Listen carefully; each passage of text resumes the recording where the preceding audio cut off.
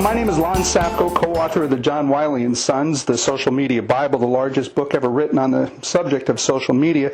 Today we're here with Levy from BlogTalkRadio, and we'll be speaking about hosting your own internet radio show today. So let's get started. Alan, please tell our listeners who you are and what do you do at BlogTalkRadio? Hi, well, my name is Alan Levy. I'm the co-founder and CEO of BlogTalkRadio, and I'm the CEO and janitor, all in one. Yeah, when you're on your own. You know how it goes. BlogTalkRadio is, we define it as a kind of a citizen broadcast network where anyone, an individual, a company, or organization that has a phone can live stream their own have their own radio show with live and interactive with callers and a chat that goes on during the show, and that conversation is archived as a podcast. To me, I think that's absolutely unbelievable that you can actually give a voice to the average citizen at no cost. What's the process? I mean, it's free, right? It's free, yes. Well, we have two parts of the network. The main network is the network which we launched in October 2006. Is now which we launched from scratch. I mean, we created this idea. I came up with the name BlogTalkRadio. We had no content. We invented this technology, which essentially incorporates using the phone or any kind of a phone into the web. And to date, we've broadcast about 110,000 segments. Wow. Maybe about 115,000 each day. We broadcast around 500 new live shows. You can see them all on BlogTalkRadio.com. They all appear here in our programming guides. And we've had everyone on the network from John McCain's been on 3 times to Yoko Ono, Brad Pitt, Brian De Palma, Salman Rushdie. I mean, just famous authors, actors, and of course thousands and thousands of bloggers. Anybody really who's looking to communicate a message and promote an idea or promote a book can come out to BlogTalkRadio free. All they have to do is create a profile, set up a show on when they like the broadcast, and they can dial in and be on air in a matter of minutes. See, that's absolutely amazing. A close friend of mine and co-author of 2 of the books that I worked on, he's the one who first introduced me to you over a year ago, and he's been doing a show every Friday at noon, and he just loves it. He has over 4,000 or 5,000 listeners. It's growing at 10-15% every month. And he's got quite a following. And without your technology, nobody could really afford to do that. Yeah, we found that I'm either very crazy or I'm very smart. I don't know which one yet. But we realized that a lot of the people that had been coming on BlogTalkRadio were being asked to pay hundreds, if not thousands of dollars to have their own radio show, and we figured out a way to keep it at a very low cost point by using the phone. That's my background, is the phone technology, and by doing that, we're able to provide the service for free. And I think that when you create a platform that is open and available, and you're looking to democratize the media, much like blogging did for bloggers and text-based communication, BlogTalkRadio is doing the same for audio and soon to be video. Well, the exciting thing is that it's a lot more sophisticated technology than just blogging. I mean, to have a radio show, this friend of mine, has a co-host that calls in, and they take live callers. And you really can't tell the difference between this and a professionally produced commercial radio show. It's that good a quality. Yeah, I mean, we're very pleased with the quality. You know, when I first came up with the idea, podcasting, and podcasting actually was something that I really didn't know much about. I did not set out to create BlogTalkRadio to become another podcasting company. I set up BlogTalkRadio because I created a blog for my dad who was ill with lymphoma and cancer, and I learned about blogs, and I realized there were 75, 80 million of them, and everyone was talking about conversation. I couldn't hear any. So we created a platform that allows live interactive conversation using the phone, of course, as I mentioned, and we archive it. That's the easy part of it. So for us, I do think we're more like a broadcast medium as an alternative. You look at our audience, the guests that are on, such diversity. It's incredible, the type of content, and then it's archived for the long tail, which we can then monetize. That's exciting. And one of the things that it was a realization that came to me in studying social media for the Social Media Bible is that this is one of the very few mediums that the FCC doesn't get involved in. There's no censorship. Well, yeah, that's true. I mean, we did build it from scratch, so we very often, we have people looking at the site and our own internal customer service people and features editors and the like, and very often, we'll get an email from one of the hosts and said, we're going to call the FCC, and it's fine, call the FCC. I mean, they have no mandate here. This is a collection of conversations, and it's monitored, it's run by us on our site. And so there is no FCC. But we do ensure that the quality is good, and that we bevel up the best content, and that the platform is not being used to facilitate hate or conversations that are like that, for example. That's great. And just like other social media mediums, it's kind of self-policing. If something is out there that the public really doesn't like, you'll be made aware of it, and you can kind of go in and clean it up. Yeah, well, I mean, it is self-policing also in a sense, because the hosts know, and when they come on this network, they sign a form, and they're responsible for the content, and there's clearly terms and conditions, things they can and cannot do. And if they're in breach of those terms and conditions, I mean, they'll get a warning, but then they'll be removed from the network, and there aren't other places for them to go.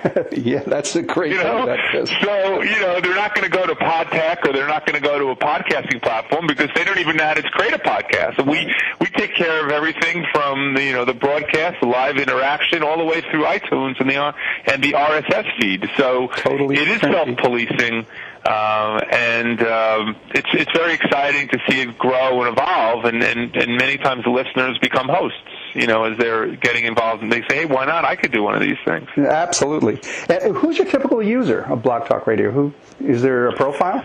We really run the gamut. I mean, the hosts are, demographically 24 to 54. We have some hosts that are 75. We have a professor who's been doing shows over a year at a university in Kansas. He's 75 years old. We do shows from, political philosopher from Brazil. We have shows from around the world. If you look at a lot of shows are young demographics, like hip-hop, VH1, reality shows, right? Like Big Brother or other shows where they'll have some of the guests of these TV shows on Blog Talk Radio, and the fans love the stuff. But then we also have corporates using it in our station products that we created, private radio stations for companies, and we have the Pentagon, Sun Microsystems, HarperCollins. Companies like this, established brands, are using it to be part of the conversation. Wow. So that's another aspect of it that really creates a lot of great content. That's a really great idea, and I'd never thought about it until you just mentioned it. What an incredible communication vehicle this would be for a corporation, and even the Pentagon. That's exciting. Yeah, I mean, it was very exciting to get the Pentagon. I mean, they actually established a new media department, and we reached out to them when we were around 4 or 5 months into this. We reached out. We were doing a show with an embed, an embed from Afghanistan, a U.S. embed, and he was calling in on Friday mornings at 11 doing a radio show. And I sent an email to the Pentagon saying, "Hey, you guys have to check this out," and they emailed back in 4 hours. 4 hours. They took it seriously. Wow, interesting. And now the Pentagon uses it for they have multiple shows. They have shows about America Supports You, which is home front groups. They actually have shows called Defense Department Roundtable, Blogger Roundtable, where generals and officers from the field are interviewed by bloggers, and that seems to be a very useful tool for them. So we're very excited about the corporate application and for nonprofits as well. Congratulations. That is so cool. Now, you also mentioned, I heard that you really incorporate all of the useful social media tools like iTunes and RSS feeds, and it's all kind of built in. Can you talk to me a little bit about the tools that are built into this? Right.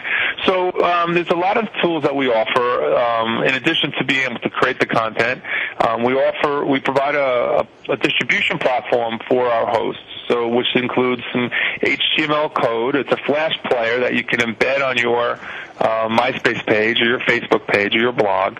And when you do a show on Blog Talk Radio, that content automatically gets repurposed and plays in that player that sits on your own website. So people can come to you can invite people to Blog Talk Radio to listen to your live show, but your archive will be right there on your own website. Oh, that is so cool. We also use Twitter to send notifications out to people. People very often will use Twitter to make alerts. My show's on live now. Click here, and they send it out to their Twitter list. We'll use email to notify people as to when shows are taking place. As you mentioned, we have RSS, really simple syndication, which we use throughout the site. But most popular is, of course, the iTunes capability, where our hosts they register for iTunes, and the RSS feed from iTunes would incorporate the content on Blog Talk Radio. So it's a total turnkey solution. It is a total turnkey solution. That's correct. Jeez, that is just. And wait a minute, you have your own talk show. Is that true?